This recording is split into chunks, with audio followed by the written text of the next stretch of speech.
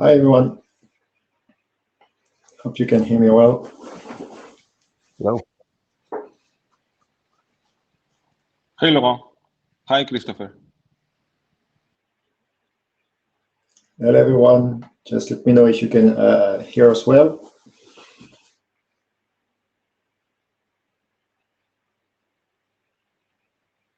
And let me know if you can see the slide I'm showing. Yep, can see it. Okay, so just we start. Anyway, this is just the introduction slide, and we will have a couple of technical presentation and discussion. So this is the NMRG online meeting for February. The main topic of the meeting will be to discuss and investigate the network digital twin, especially a focus about the architecture consideration and defining characteristics. Jérôme, my co-chair, will join a bit later. And so I will start to drive the meeting. So we have a bit of process slides to go through since this is an NMRG meeting. So you have a series of not well slides covering different aspects. So I will just browse through them quickly in case you want to have more detailed information. So please refer to the slides. There are also relevant pointers that you can find if you need specific information, but the key aspect here is that you are well aware of the different aspects that guides the work of the IETF and the IRTF. So we have not well related to the intellectual property. The IRTF follows the IETF intellectual property rights disclosure rules. Regarding audio and video recordings, so as per the meeting that we are joining today, the IETF routinely makes recordings of online meetings, including audio and videos. If you participate to this meeting, so you agree to be part of appearing in these recordings. And if you participate online and turn on your camera or microphone, then you consent to appear in such recordings. Privacy and code of conduct. Again, there are a number of reference materials that you can look into regarding this aspect of privacy and code of conduct. As a participant in or an attendee to any IETF activity, you acknowledge that written, audio, video, and photographic records of meetings may be made public. Personal information that you provide to IETF will be handled in accordance with the privacy policy. And as a participant, you agree to work respectfully with other participants. So that's the main message here. Important here, I think, to restate the goal of the IRTF. So the IRTF conducts research. It is not a standards development organization.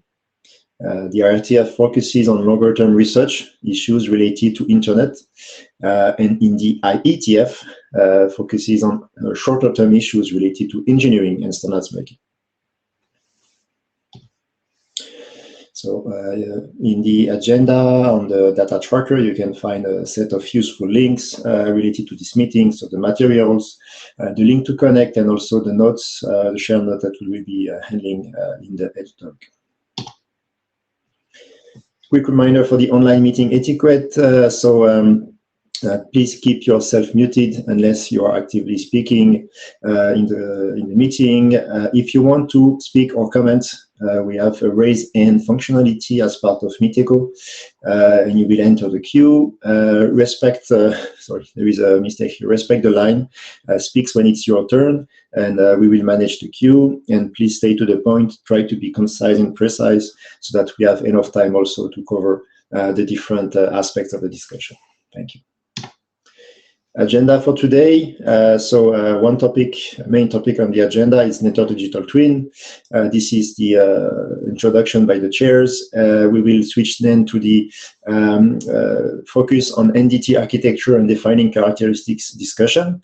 The idea is to have a short presentation, not a long series of deep technical talks, but to be able to present key, let's say, aspects, issues, questions that have been raised recently and also discussed, for instance, in meetings and on the mailing list. So today we will have two presentations, one by Sheng and the other one by Chris. and we will try to go over that and have a, let's say, a fruitful discussion to try to see the way forward out of these different aspects that are covered today. So we will spend enough time, I think, on this discussion, and then also try at the end of the meeting to do two things. One will be to try to get out of the discussion elements that we can bring towards the NDT research agenda for the group, to try to organize our activities. The other thing we try to do is, you see, out of this, let's say, architecture discussion, is to understand also a bit the next steps. As we have exchanged on the mailing list, we see that there is, let's say, a topic to be discussed on the definition of NDT, the scope of the architecture, some defining features, etc.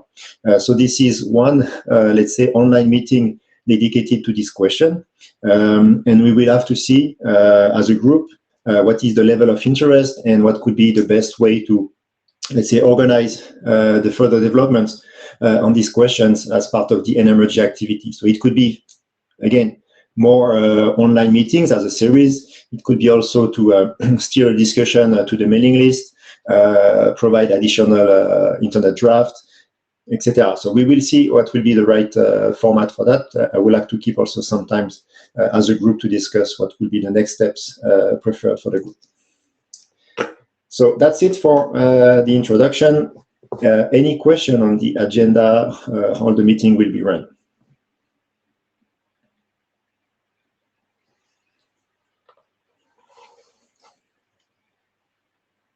Okay, so if not, let's switch to the first presentation by Sheng, and let me share the slide.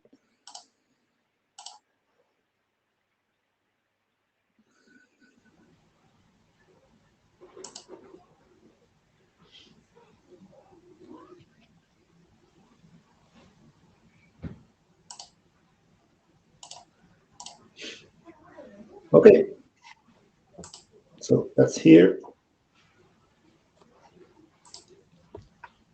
Just let me know, do you see the slide full screen on your side, or do you see the shared Meet Echo with the small panel for the speakers? Just to know what is the experience on your side, or if I need to go full screen on my end. Yeah, it's full screen now, Chair. Okay, excellent. So Sheng, the floor is yours. We don't set a time limit, but the idea is to be, let's say, focus and try to highlight the key points and to be able to open the discussion to the group. Thank you. Okay, thank you, Chair, and everyone. This is Chen Zhou from China Mobile, and I will present some clarification and update directions for draft natural digital twin, the RG draft. According to the discussion in the mailing list in the few weeks ago. So, can you move next slides? So basically, I will talk several topics here. First is a definition update from NDT from DTN to NDT, and the second is key characteristics and elements of NDT. The third is the scope of NDT to clarify here and also clarify some key points of real-time and bidirectional interaction. And next is the several use cases of NDT for reference. And next is the relationship with ETSM architecture. Last is future research directions. So next slide, please. Okay, regarding to the definition, after check with our co-authors, we decide and also refer the discussion in the mailing list months ago. We decided to use NDT, natural digital twin, instead of the term digital twin network. So it's our proposal here. So according to this, we are going to update the definition in the draft. The first is to give the definition on digital twin. Of course, we know that there are a lot of definitions in industrial digital twin areas. So we just here give a simple definition here. That is a digital counterpart of physical system that captures attributes, behavior, and interactions, and is continually updated with ledger performance, maintenance, and health data throughout the physical system's life cycle. Then after that, we will give an update on the definition of NDT, natural digital twin. It is a digital representation that is used to in context of networking and whose physical counterpart is telecom network or enterprise network. Such virtual representation is able to analyze, diagnose, emulate, and control the real network while interactive mapping. This is also called digital twin for networks. So according to the definition, here are three key characteristics of the DT. Basically, we think that it is more than a network simulator or emulation platform.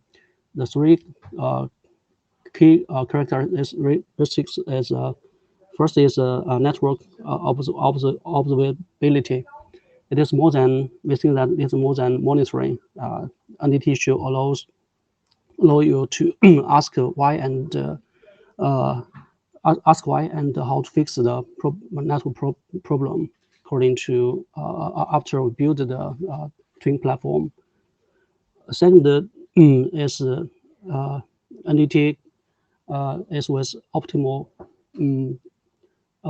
optimal policy generation and pre-verification ability. It can analyze, diagnose with network intelligent modeling, and it also can verify the configure changes and or optimizing policy after before deploy them to the real network to lower the trial risk. Last is that think that the point is virtual real interaction mapping and closed loop network automation.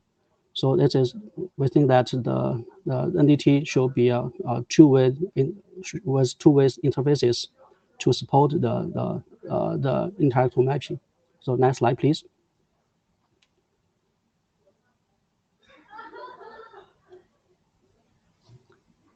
Hi, Chair. Can you hear me? 1 second. I'm trying to check also on the chat.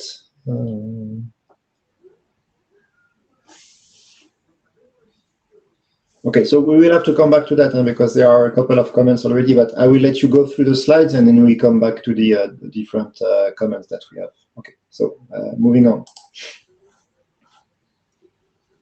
Okay, so this slide shows the 4 key elements of NDT. First is data. It is a cornerstone for the for constructing the NDT system.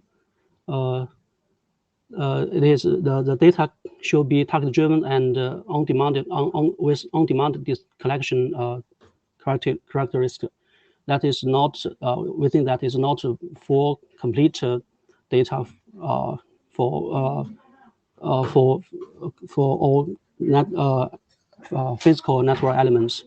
And we also think that the data can include the data from third-party data sources, including network management system, data lakes, or simulator, or even AIGC generated data.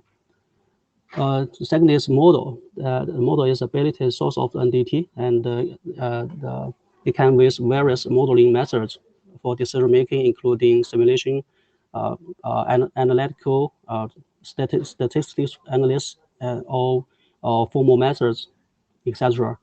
And with modeling, it can support pre-verification before imply the decisions to real network.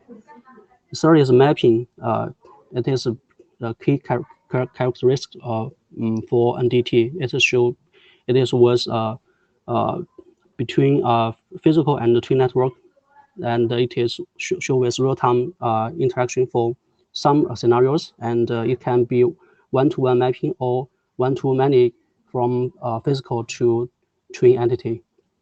And last is interfaces to ensure the compatibility and the scalability. The interfaces is between physical, include the interfaces between physical and the twin network, and also between twin network to network applications. So from this data perspective, you can see in the figure, the interface can use to collect data to deliver control, and the data, including the storage and aggregation, like and the services here, and the modeling is the key point, and how to modeling this data to deliver various decision-making policies or abilities, and the mapping is how this data or twin entity be mapped to or correlated, verified to ensure the ability of the entity. So next slide, please. Oh, this is a scope. This slide is to clarify the scope of NDT. We can see that a completed NDT system should include the 3 layers: real network, twin network, and the network application layers. And here, NDT here show focus on twin network and the interfaces, the green part here. So we can see that real network and applications are not in the scope of the of this draft. So based on the current version, we think that there are several enhanced points for the architecture. The first is that we can better describe inner closed loop for the iterative simulation and the verification in twin-layer. And the second is for the outer closed loop validation and optimization, we can better describe in the architecture also. The third is for the orchestration and for models and the resources, and we think that they can be included in the NDT management module. And the fourth point is that the data collection and the control can be optional sublayer in the twin network, and also they can be embedded in NDT management module.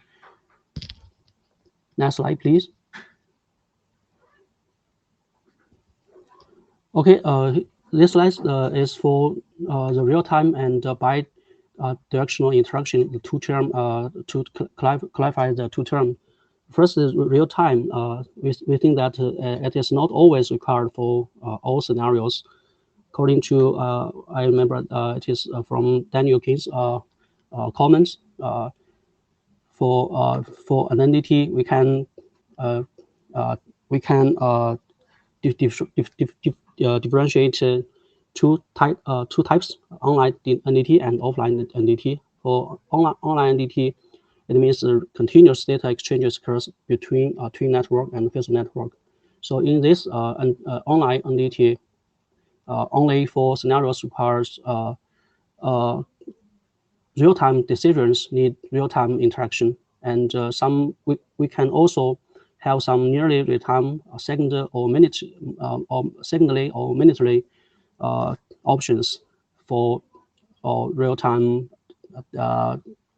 synchronization or real-time interaction. For offline NDT, it can simulate, analyze, and predict. Use historical data and or some simulation methods. Next is for the term bi-directional interaction. We think that it has same meaning as two-way interaction. We think also it also need not always required for all scenarios for bi-directional interaction. It is only required for online NDT scenario. And from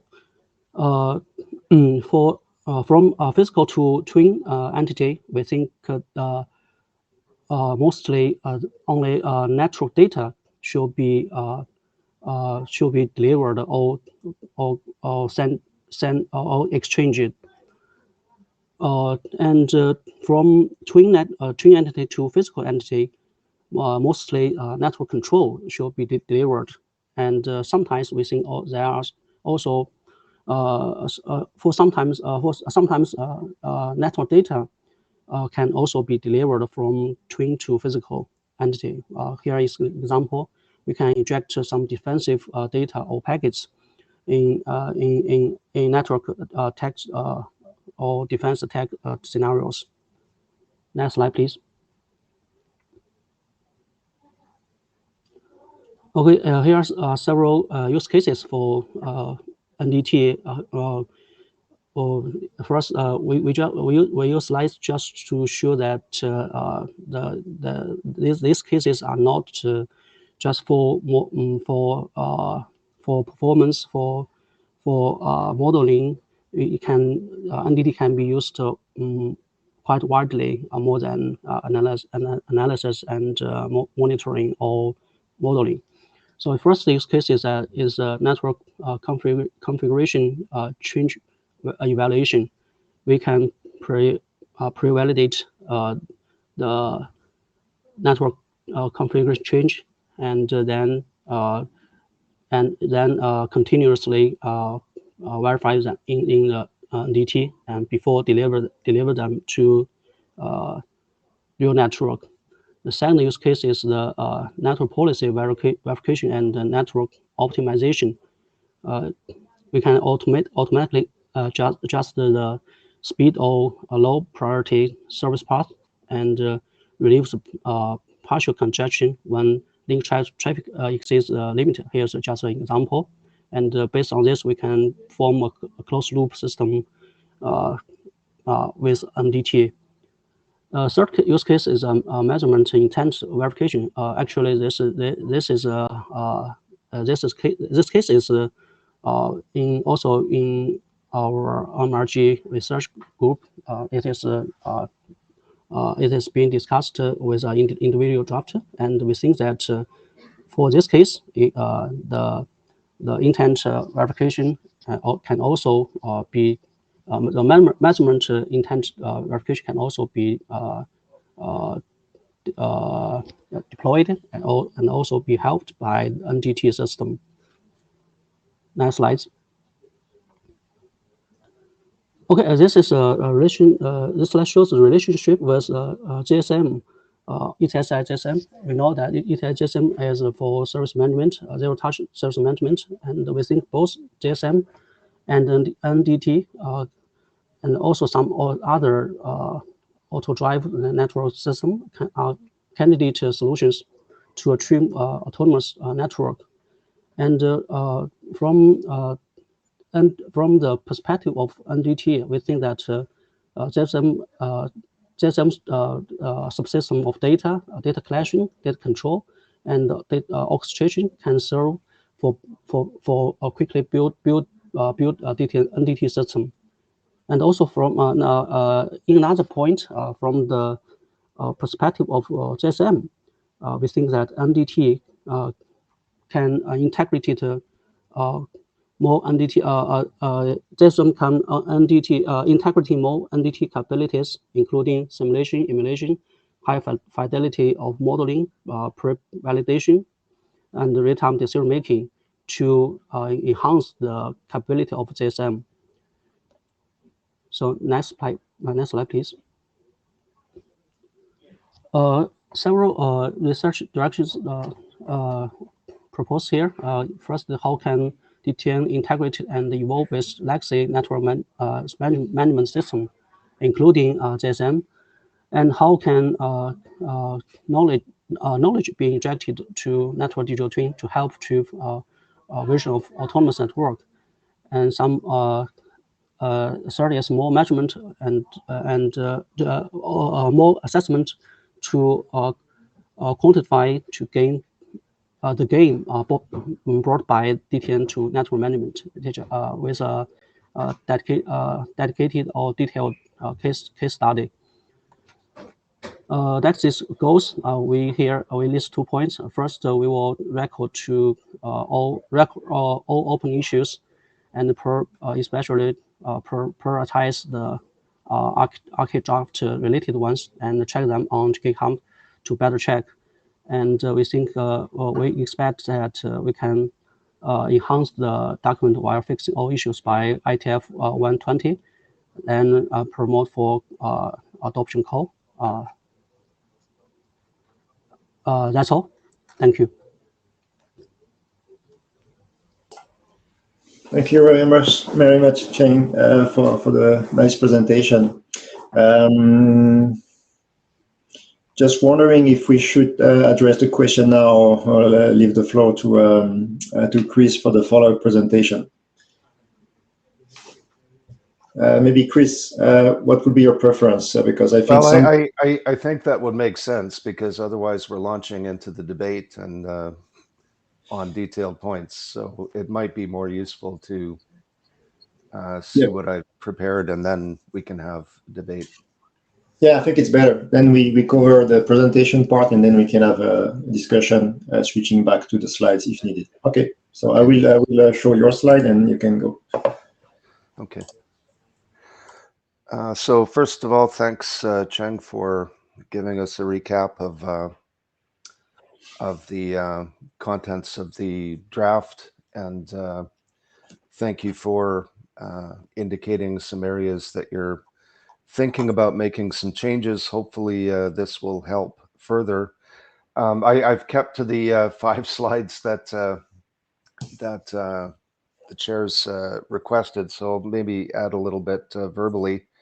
And maybe a place to start is just, where am I coming from on this?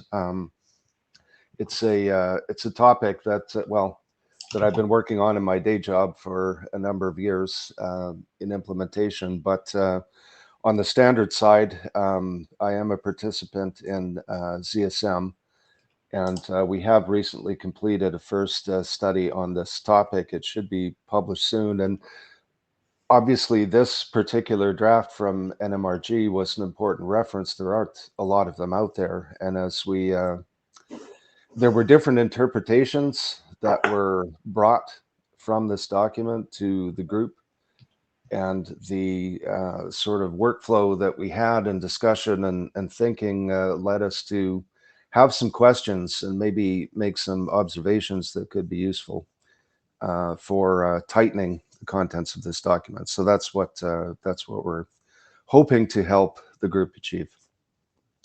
Okay, if next slide, please. Yeah.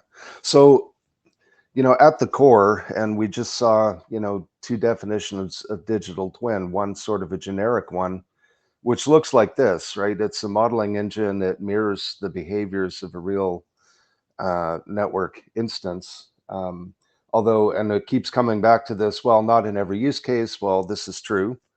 But, it gets down to a distinction. What's the difference between just generic modeling and a digital twin? And the inclination of the authors of this draft is, well, functionally, it must be much, much more than simulation, right? Which in a sense I disagree with. I would say that no, at the core, it's simulation, but it's simulation that not always, but can be very rigorously tied to a real and specific instance of a network, right? People often point to the Apollo simulators as an example. And of course, they were simply simulators. They could be used for everything from training to what have you. It's just a question of the data that was, the scenarios that were fed into the thing for a particular exercise. But of course, they could be loaded by telemetry from a spacecraft in flight, right? So they could be used to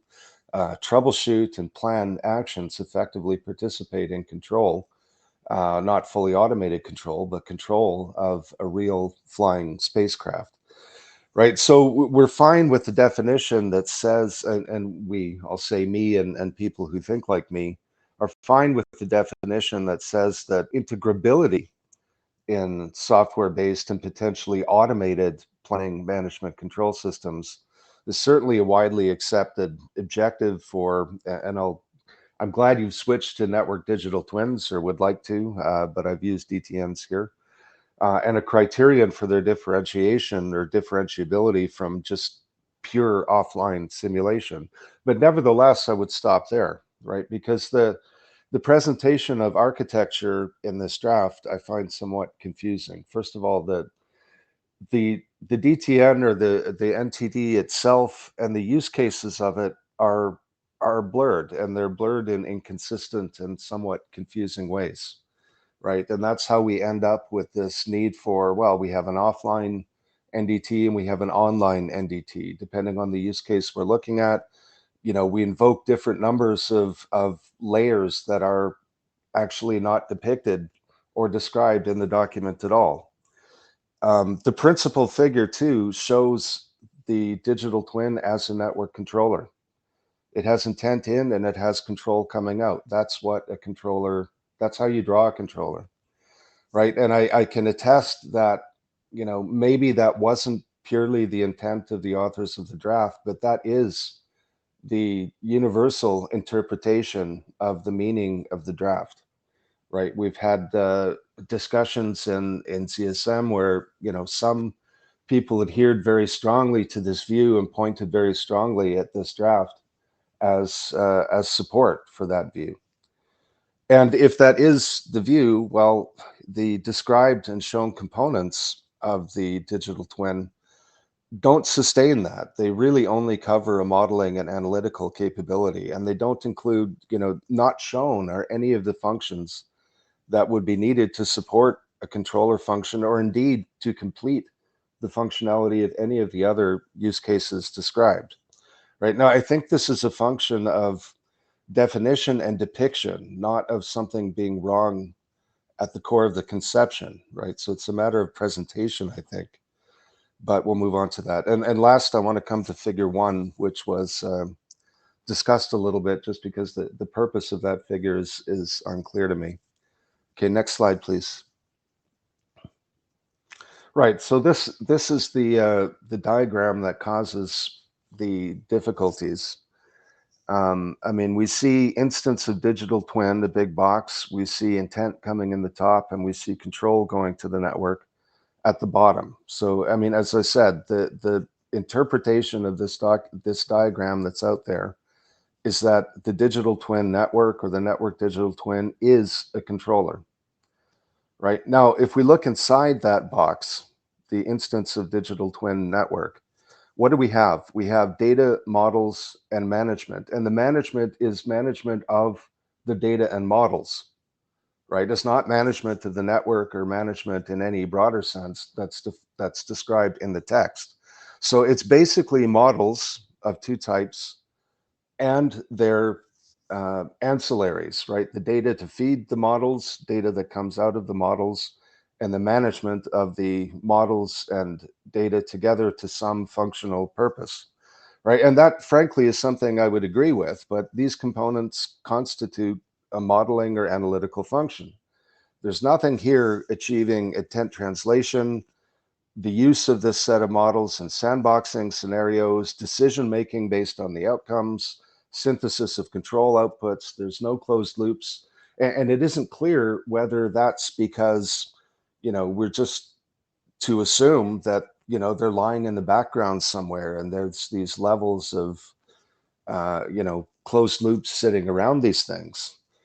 But definitely there's something missing in this particular presentation. I hope it's accepted from what I've said that to a reader, it can be unclear what this is trying to say. Either it's trying to say that the DTN is a controller, but it's missing a bunch of stuff from the architecture to make it so, or it's not really trying to say that the DTN is a controller, but something with a narrower set of functions. Okay, next slide, please. Right, so here's what I would propose as a more cogent way to describe this. If you simply eliminate that, you know, larger box that, you know, connects various types of inputs and outputs, then basically what you get is something that makes more sense to me.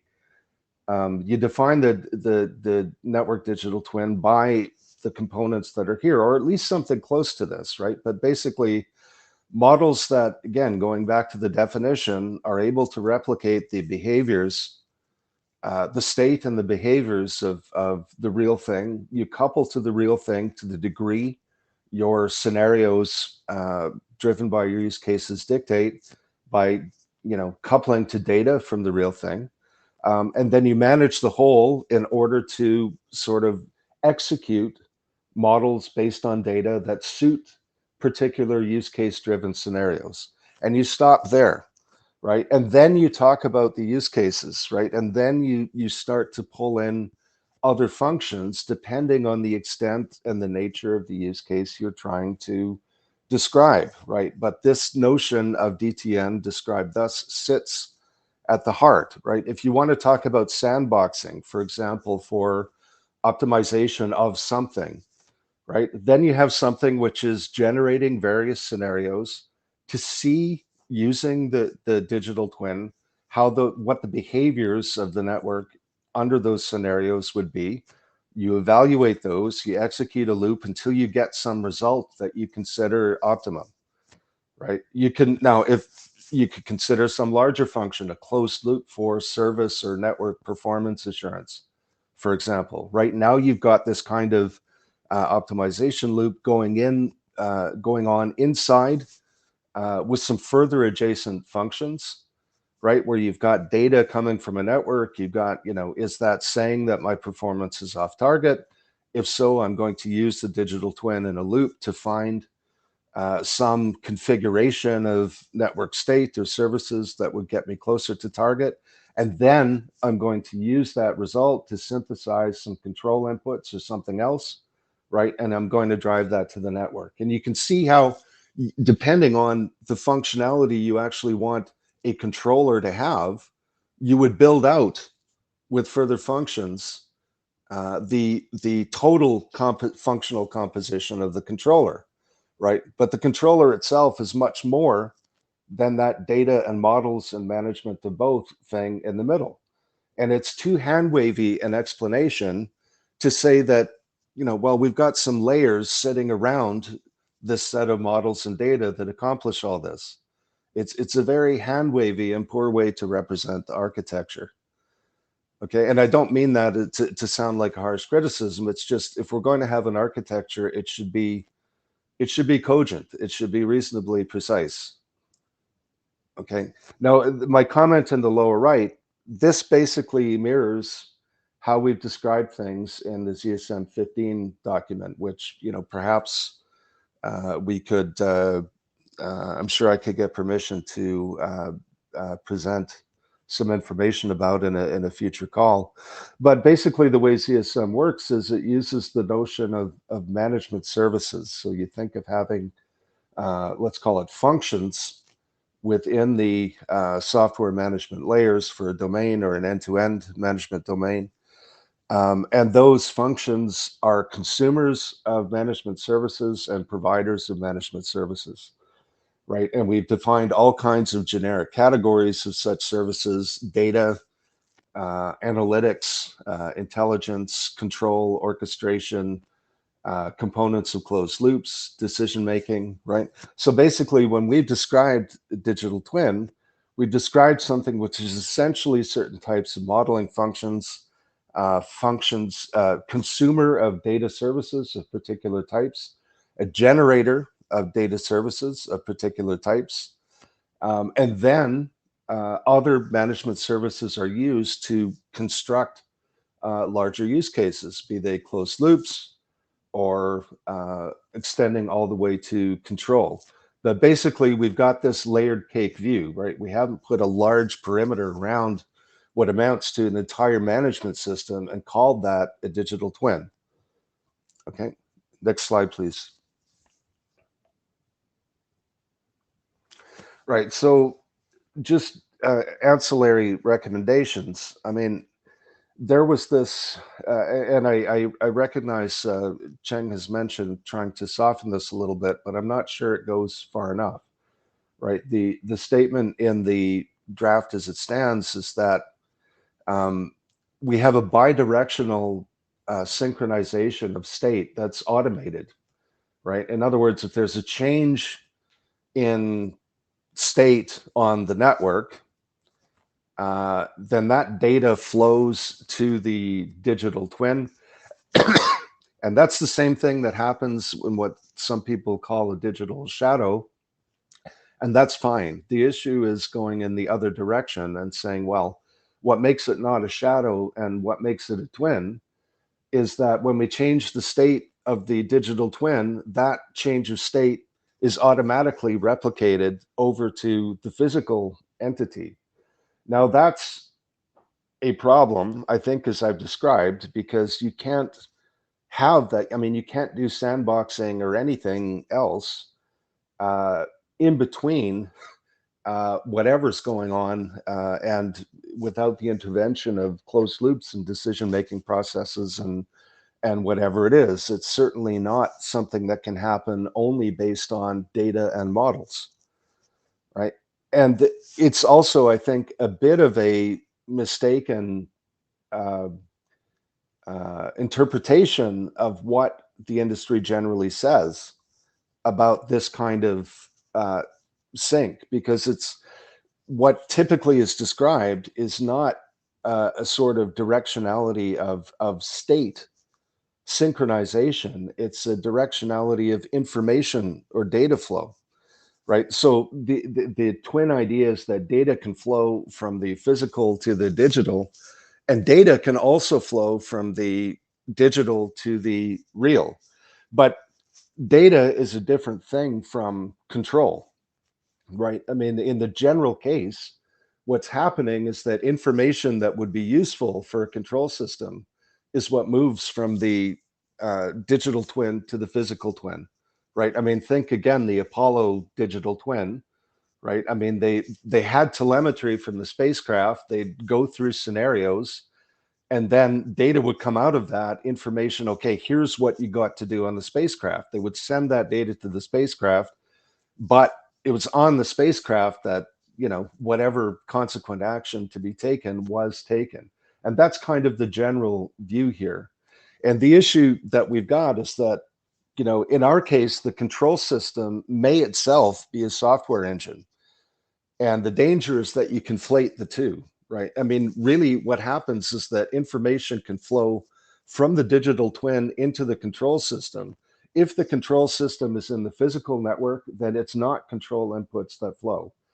If it's a control system that's in software, then what's really happening is information is flowing from the digital twin into the control loops and decision-making processes, the larger aspects of the control system that lie within the software system, right? And that's exactly what I said before. If you're going to depict the software system as a controller, then the digital twin lies within it. It's not the whole.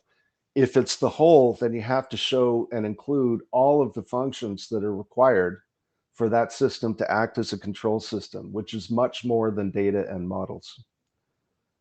Okay, and last slide, please.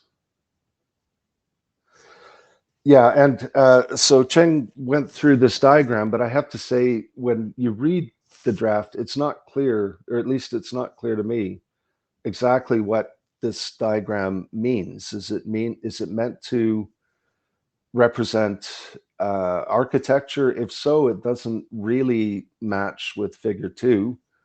Mapping and interfaces are not part of what's in Figure 2. Is it meant to sort of represent concept? Well, that would be one thing, but that should be clear, right? If it's just, you know, here's a pictorial representation of some aspects that are, you know, relevant to a complete discussion of a digital twin. Well, okay, but it should be clearer than that. If it's an architecture diagram, then again, what's the relationship to Figure 2?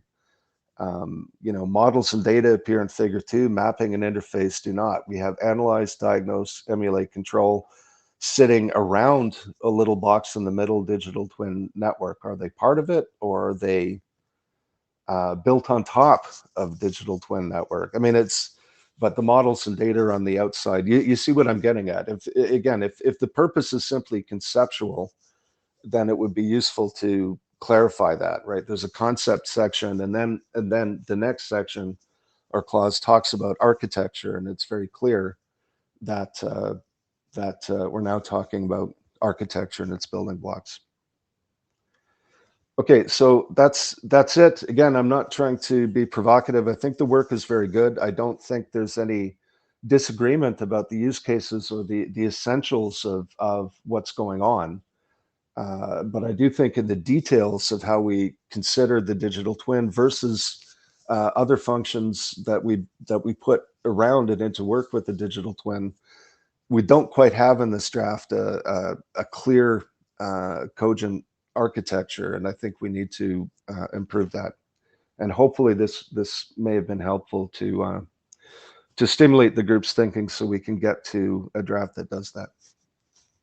Thank you. Thank you, Chris. Thank you for the presentation. I see also that we have quite a lot of comments and questions on the chat, so this is very interesting. Thank you. So looking at the time and trying to also steer the discussion here. So what I suggest is to maybe go back to the first presentation. Also, I will like to give Sheng the opportunity also to maybe address, let's say, the counterpart presentation from Chris, because it seems to be a bit of, you see, a bit of this dual interactions between the two sides. And I would like to first try to initiate something like this. Then we can jump to the also comments that we have on the chat, or if people wants to join the queue. I see that there are some, let's say, some center of interest around similar topics as I see in the chat.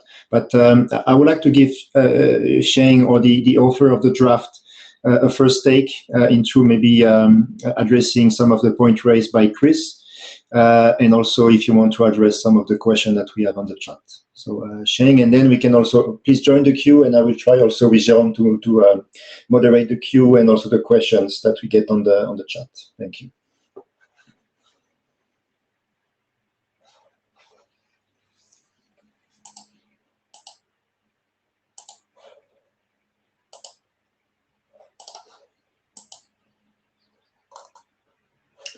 So let me see. Sheng, I cannot see you.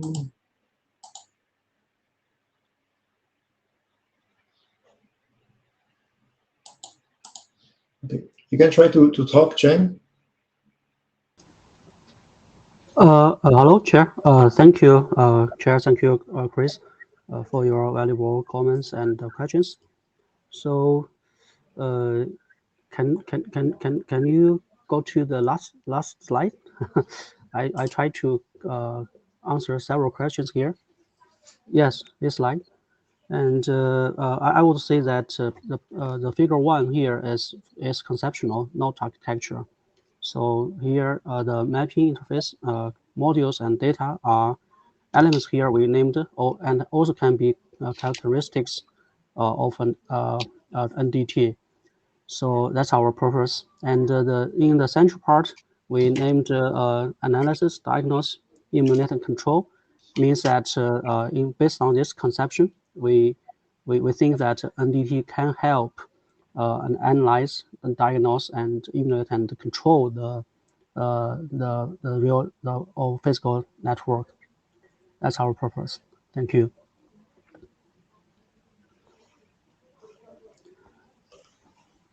And yes, the relationship with the figure 2, yes, based on this conception, figure 2 is architecture, and we try to in the architecture we try to put all the character to describe all the elements or characteristics of NDT, and to help the system achieve the key abilities of analyze, diagnose, emulate, and validation, and some other abilities. Thank you. Is that is that clear? Thank you, Sheng. Chris, maybe feedback to Sheng.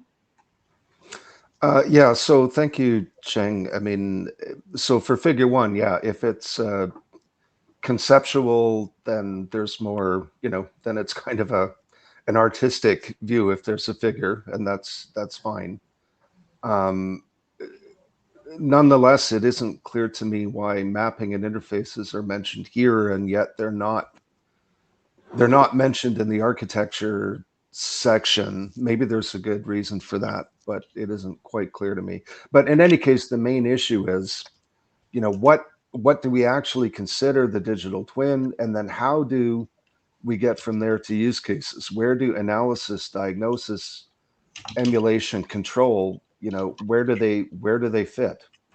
Right? I mean, emulation, logically, you would say, is what the models do given data. But, analysis, diagnosis, control, these are much larger functions, right? So that gets to the heart of the issue, is how are we capturing the architecture, right? I mean, I'm absolutely on the page that, models and data and managing them to some useful purpose, at the very least, that's the heart of the twin, right? Personally, I think calling that the twin is the most useful way to proceed, because it's most aligned with, how a digital twin is conceptually viewed across industries. It's a universal definition. We don't have to talk about offline, online. It's use case independent. And then, all of our use cases are super architectures built around that core, right? Whether they're controllers or used in diagnosis of faults or any other use case you can describe. Again, I don't think we have any disagreement about the use cases and the role of the digital twin in, emulating network behaviors based on, in some cases, data really reflecting a particular network instance. That's not the issue. It's how do we capture that in architecture in a way that's clear. And there, I think we're not quite on the same page yet.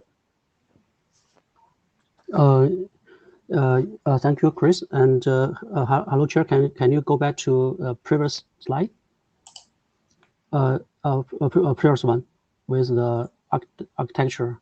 Yeah. Sorry. Page 3, previous one. Yes. In these slides, you can see that I think we today we have same meaning for NDT, that it focus on the network digital twin layer, the central part, right? And the real network and application are out of scope. And in the twin network layer, we can see that even for service mapping models in model subsystem, we can see there are functional models and basic models. And we think that basic models can help build the mapping between can help build the virtual network models that with virtual network elements and virtual topology, and also based on this model instances, they can have some common abilities to help verify or pre-verify all configuration changes or optimization policies generated by some functional models. So based on this, we think that the pre-verification ability can be achieved with the inner closed loop in the twin network. So the base models can help achieve the mapping for monitoring, for observing of representation, and also the pre-verification. And regarding another question you mentioned, the digital twin network management.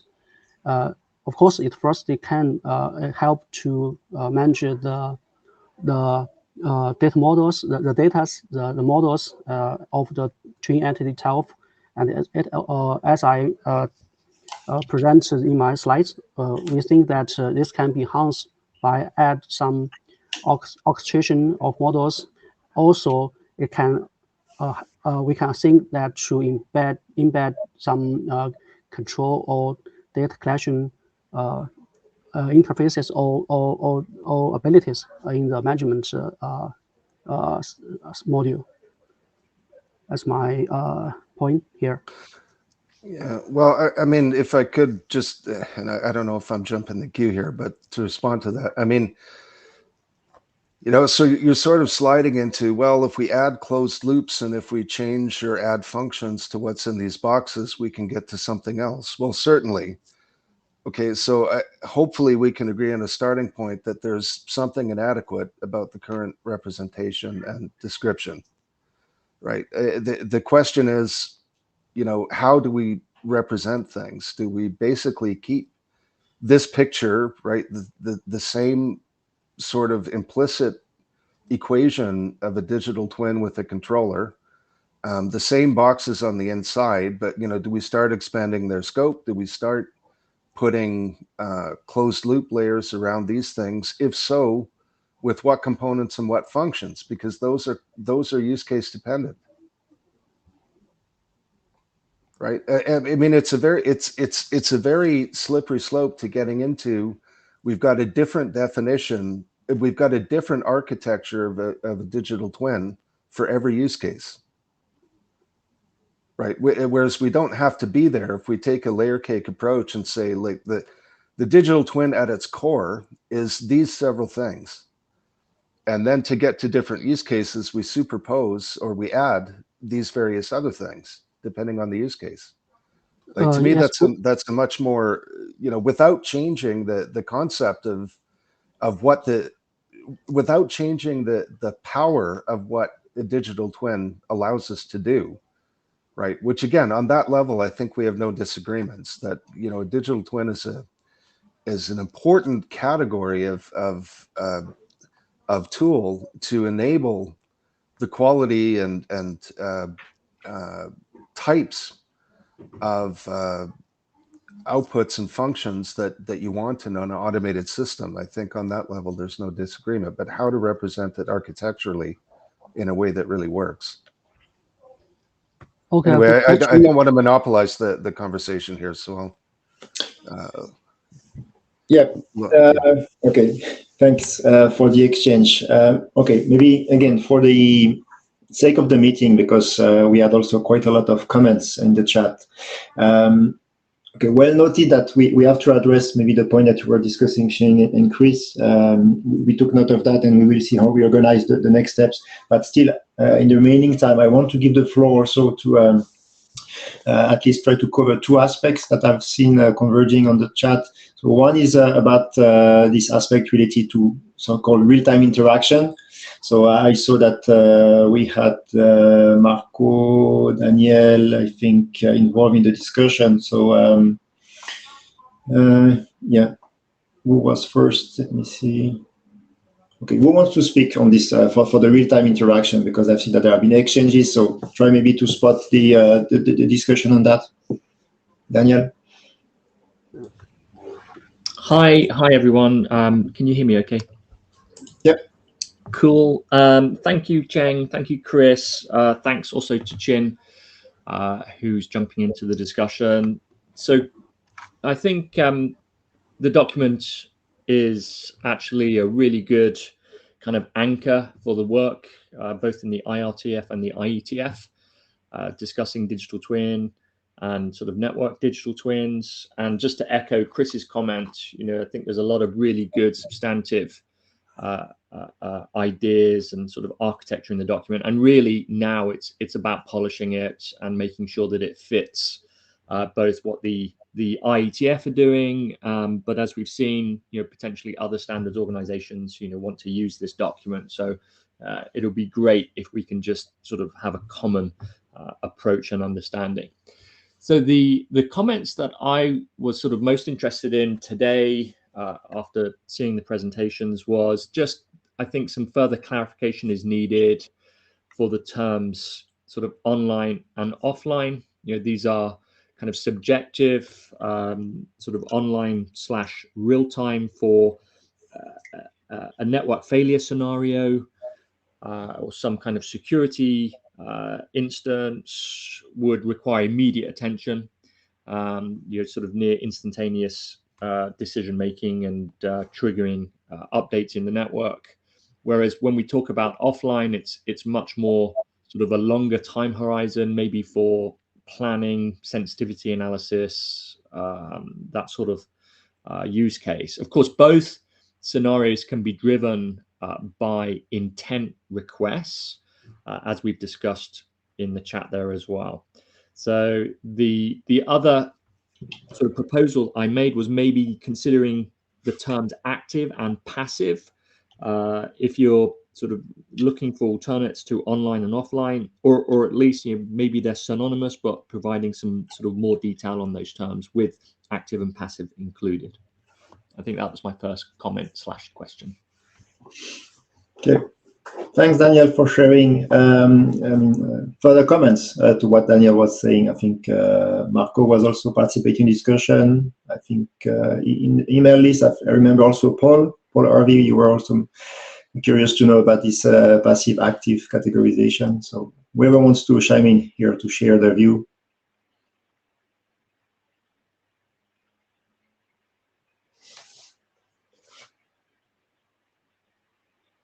So, yeah, Chris, go on.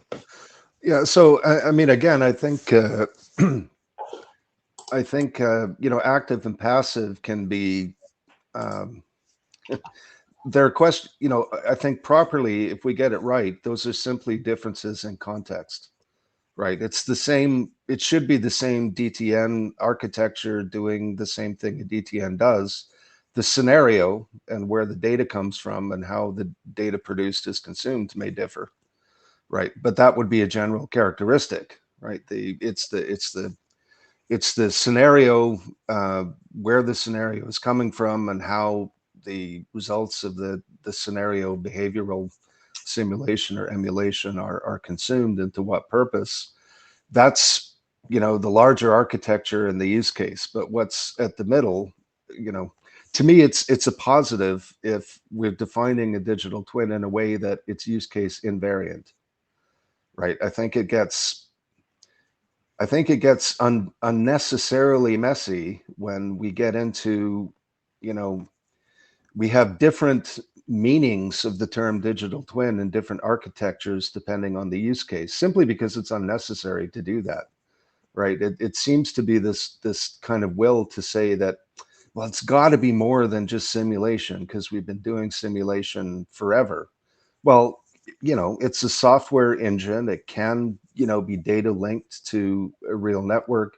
These are key attributes in the implementation to allowing the range of use cases, including in software-based control systems and including in software-based automation systems that we're after, right? No question about that. But how do we reflect that in architecture, right? To me, there's a straightforward way to do this. And then there are complicated ways to do this. In other industries, they seem to kind of focus on the simple way to do it, right? The novelties of digital twin are in the details of how simulation emulation are done, how those can be coupled to real systems, right? In terms of, data from the real system and data usefully to the real system. But they don't conflate aspects of the real system and larger aspects of the management and control of the real system with the function of the digital twin itself, right? Those are kept, architecturally cleanly separate. And that's the path I think we should follow. Okay. Thank you, Chris. Just trying to manage the queue. So we have Paul and Cheng next. Paul. Thank you. Can you hear me okay? Yep. Cool. So just the first thank you to the authors. You can see a considerable amount of work and effort has gone in, and I think this is really good. Broadly, I kind of agree with what Chris has been saying from other experience, from familiarity with ZSM and some of the ITUT work on autonomous networks. I think that the clean distinction, wherever it may lie, between the ability to provide answers to what I'll broadly call as modeling questions, in whatever form of twin you want to use, from random number generators to complex models to hardware test beds or something in the loop, it is good. And I think that's also from some of the comments that I saw in the chat, at least, of this idea of including the capacity or the capability offered by the digital twin system to a controller to make some of the decisions that it would make. But yeah, the question that I kind of had in reading this was, if the digital twin network as proposed here has the capacity to kind of affect change within the network, then why is it not an intelligent control system? And I think the way Chris was articulating it, to me at least, makes sense, in that you have the necessary and interesting and novel capacities of the digital twin to provide answers to questions, or to explore unknown questions or real questions from the network or wherever it is, and then to provide that information to the control element in whatever way that wants to rationalize or use it, or even feed it into another digital twin to go and do something else where you get co-simulation or co-twinning and things. That was the lack of clarity from my perspective. Thanks.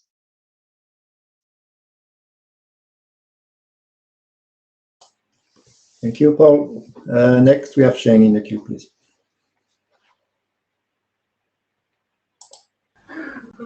Hi, Chair. Yes, I want to clarify two points regarding to Paul and Chris' comments. First, regarding the controller, whether DTN is a controller system, I do think it is controller system, and instead we think that DT or DTN can be a closed loop system, and it can be with control and or without control. As we talked, the NDT with scenarios can help scenarios in with an offline NDT and as well as online NDT, right? So we think that it is more of a system with representation, decision making abilities than just a controller. Just a controller. As point one. Another point that I want to clarify the case space, whether NDT is the NDT is a case specific. We do think that in the twin layer we describe here, the service mapping model, function models are just case specific model. We want to say that in this service mapping model, they should they would better will be with some common abilities, like then with these abilities I can build more in model instances, and also the instances can be orchestrated or combined to provide some complicated or to serve some complicated applications. And in this way, we think that in the network application layer, the various applications should be some use cases from the user side, and just in the twin net layer, we should build some common ability with NDT. That's my point. Thank you. Thank you, Sheng. So I'm next in the line. I would like to speak as a research group participant. My observation here is from the architecture point of view. I understood what Chris was mentioning about you see capturing the generic aspect of the architecture, but still I think that I don't know how to phrase it, but it's to try to come to a stage of what the research group is proposing to also you see provide a bit guidance about what NDTs are, what they can be used for, what could be you see mandatory capabilities versus more optional capabilities that can be use case dependent. But still, I think, again, coming back to this architecture discussion, is that you see, if we consider so-called active, passive, or real-time, near real-time support, again, agree that this can be maybe driven by the use case, but I think it still has impact about what we require the NDT let's say system to be able to support or to enable. So I think capturing this as requirements and I mean requirements in terms of supported capabilities could be something to capture as part of this discussion, and try to separate between what we think is more always common, always present as part of an architecture for NDTs, and what could be more depending on the use case, but still something that we see as common enough to not be only driven by the specific application. Okay, I'm leaving the floor now to Chris in the queue, and then we can also open maybe to another point of the discussion before also trying to go to some conclusion and next steps. Thank you. So Chris, then Albert, and then switching to the next topic. Thank you.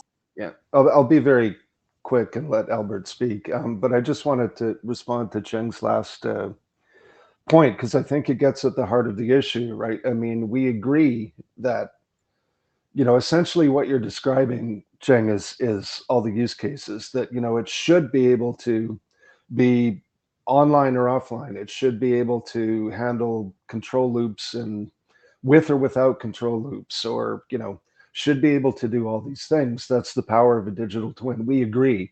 The issue is, how do you represent this architecturally? And there's only two possibilities, right? Either you leave it fuzzy as it currently is, right? You sort of imagine, you know, control layers and functions that may or may not be there, depending on the use case. And you accept this kind of fuzzy definition, but that's not an architecture, right? At least it's not an architecture I feel comfortable calling an architecture. The alternative is that you construct things in ways that are modular, right?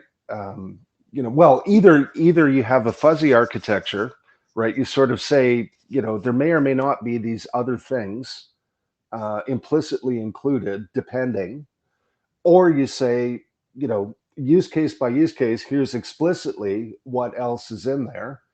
And then you have multiple architectures that are use case dependent, or you have something modular and say, what's the common denominator of the digital twin? It's these parts. And then depending on the use case and the larger context, here's the things that are added and here's how it's used. There's only those three possibilities and we have to choose. But I would say that, you know, a fuzzy architecture is not helpful, and multiple architectures are not optimum, right? I mean, it's better than a fuzzy architecture because at least it's, in each case, it's complete and, you know, it hangs together, but it's unsatisfying in that we have, you know, a bunch of definitions and architectures for something we're applying a single name to, and it's unnecessary, right? Okay, thanks. I'll turn it over to next in queue. Yeah, next will be Albert, please.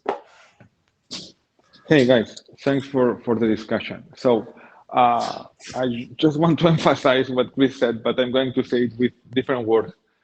So maybe this helps someone. I think that the root problem that we are having here is that according to this draft, the network digital twin is a controller. It's a software to analyze, to diagnose, and to emulate. And those are simply too many things. those are too many things for a piece of software to do, which results in, as Chris put it very well, in a very fuzzy architecture. And I think that this is the root of the problem. Once we assume that the digital twin is not everything, it's not a big oracle that can do everything, then we need to decide what it is. And the common denominator across all these use cases is a model. The network digital twin is a model, which can be a simulator, an emulator, or a statistical model. And then also, Laurent, regarding your comment, I think that once you start to assume that the network digital twin is a model, which it's my opinion, other people may have different opinions, then whether it's real-time, near real-time, or offline, it doesn't matter. It's a model. You can use it in a real-time scenario if you want, or you can use it in an offline scenario if you want. That's fine. So I don't think that these kind of requirements are relevant to this discussion. At least this is my view. I think that what's relevant is to discuss what it is, right? Albert, I'm not sure I fully agree with your last statement about if it's a model, then there are some requirements that maybe it doesn't apply, because, I mean, you may not develop the same model or support the same model if you have different requirements in terms of what you need to serve as a use case. For instance, in terms of scalability, in terms of update speed, etc., of your model. So I think it is linked. I agree with what you're saying, that we should try to find this independence, a bit conditions between the different components. But I think there is also some aspect that will influence design choices depending how we consider that as the input requirements. So yeah, so I agree that depending on the use case, if you really need real time, then this means that the model must perform very quickly. It must be, as you said, right? It needs to be updated very quickly, which means that you have to use certain type of modeling techniques, because an emulator probably won't work. What I was trying to say, so I agree with you. What I was trying to say is that to me, the most important debate is what it is, rather than the requirement. And it's not a controller, diagnoser, analyzer, emulator. It's something else. But as I said, I agree with what you said. Yeah, okay. Yeah, and maybe a way, if I can reformulate for me, is, again, not to try to document, you see, a single truth, or if it's something right or wrong. I'm not sure this is the angle that we should take. For me, it will be more to say, okay, again, take more like assumptions. If for NDT, we want to support or we need to enable this, what are the implications you see in terms of, for the models, for the interface, for the real time, for data, etc. So I think it's more a matter of understanding and documenting what are the implications, and also maybe some limits. Again, I think we had already touched that in the NMRG, but you see, for instance, what could be suitable models, just talking about the models, for different needs, for different modeling needs and application needs of NDT. So today, or 5 years ago, there were some capabilities in terms of models, in terms of scalability, etc. There are new techniques. There are also limits existing. And so if we can document capabilities, implication of these capabilities, and map it to current state of the art, and try to say, okay, then this is areas for research. This is an area where we have a bottleneck. We need to try to unlock this. I think it's also an interesting direction to try to first map the domain, and also try to find avenues for progressing research. Keeping an eye on the time. I still want to give a bit of few minutes to a discussion related to, I think it was started by Marco, on the, I would say, interactions from the intent inputs with the network digital twin and to the real network. So I know, Marco, if you want to speak on that, or I think there have been several people trying also to reply to that, Daniel, Quinn, Danyang. So let me know if you want to go ahead with that. Yes, Marco. Well, can you hear me? Yes, we can hear you. Great. Well, actually, a lot has been written in the chat already. So my main point is about how much power we give the NDT, right? I think the flexibility is a good way to go. And I think, Laurent, you said it, the options that we have in how to use an NDT, right? And I think the boxes in figure 1 around the twin is what it makes, which is the interfaces. So we should be flexible in how an app makes use of a digital twin. And I just have a little bit of headache to constrain the NDT to have too much control. If through the intent, the application delegates control to the NDT, that's a fair way to go.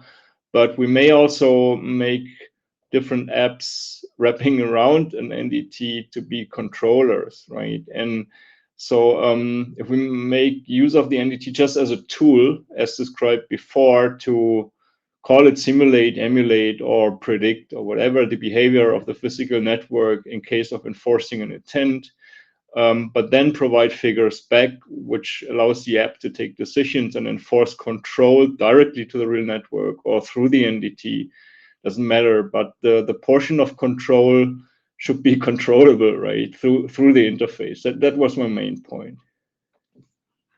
Hope it makes sense. Okay, yes, thank you, Marco, for expressing your view.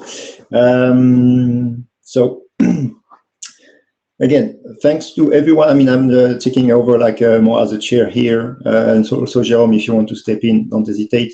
So now we will try to address the next step, because I'm really glad to see the level of involvement of the people, a lot of information being shared on the chat, interesting discussion live. So I think this is quite motivating for the next step. But we have also to find a way to organize ourselves efficiently to try to, let's say, converge and make progress. So thanks, Daniel, for sharing your view.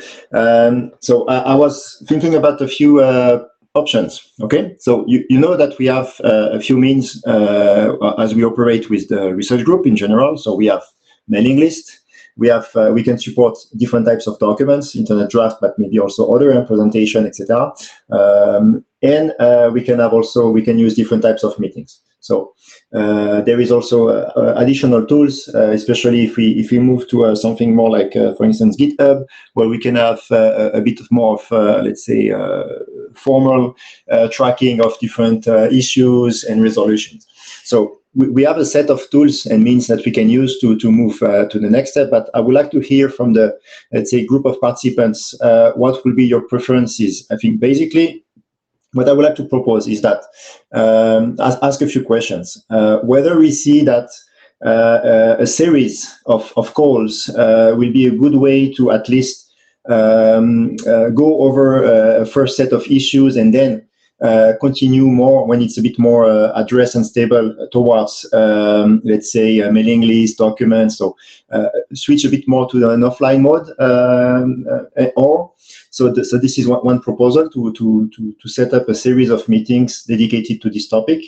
And my second point is related to that, is also how do we, let's say, capture the set of discussion points that have been raised today, but I think there are others also that we can collect, where to maintain this list, and also I will say the counterpart is what kind of documents, if we just talk about documents, draft we see will be useful. I see that a lot of the discussion here are centered around the architecture draft, which is very good. But my intuition here is that if we keep having everything in one document, it will be quite difficult to track everything in parallel. So probably try to at least think about if we need several documents to cover different aspects of the discussion that we have, even if eventually we decide to merge, split again, etc. But so my three aspect is series of meetings, where and how to collect the let's say issues, discussion points, and then what we need as support in terms of documents. So you can express in the chat. I can also see people in the queue, please. So Jérôme, you want to mention something?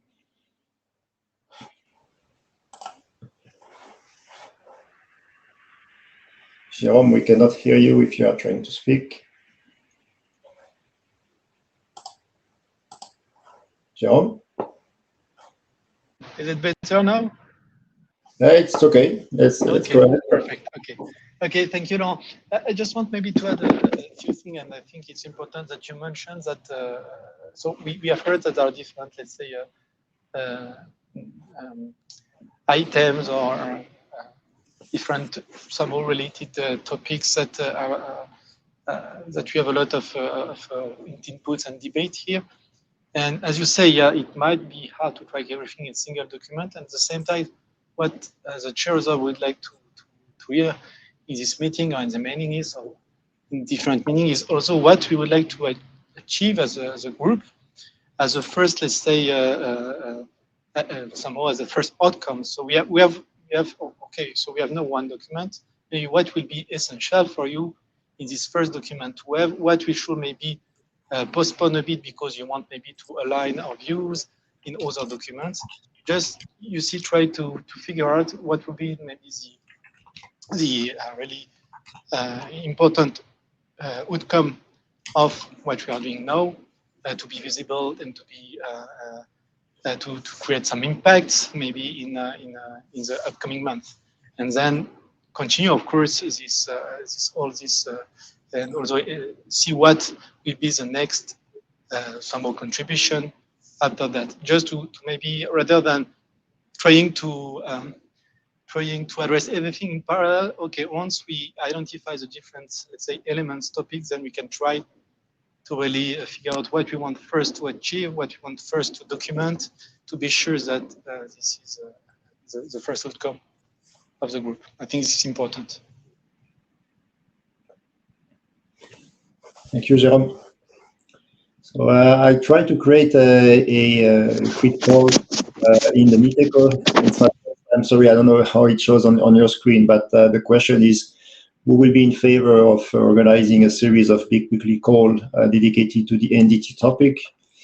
This is just to have an idea of from the participant of this meeting who will be interested. Of course, we will try to bring that to the wider group and to the mailing list to see how to go next. So I will leave the poll open. So just maybe some conclusion of what I saw also in the chat is that we will capture what we think are the main discussion points that were shared today. Not everything has been discussed, and come up with a proposal for the next step for this specific topic as part of the research group activity. And we expect also, so this will be on the mailing list, and we expect people to provide answers and feedback on this summary and proposal so that we can organize the next step.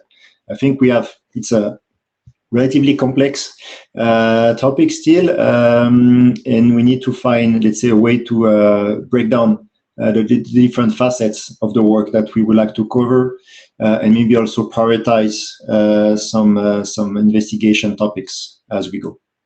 So we are nearing the top of the meeting time, so we will terminate soon, but Jérôme and myself, we will come back to the group by the mailing list with the, let's say, outcome of this meeting and the proposal. Thank you, everyone, for the very nice discussion. We thought an hour and a half would have been enough, but we have been quite an interactive discussion, so thank you for that, and we will follow up via the mailing list. Thank you. Chris, you want to say something? Well, thank you to Cheng and the authors, everyone who joined, and to the chairs for helping to facilitate the discussion. I mean, I would love to see this document become an RFC. It's a de facto reference out there as it is. It already has an NMRG imprimatur on it. I think we've got substantial agreement on the key concepts.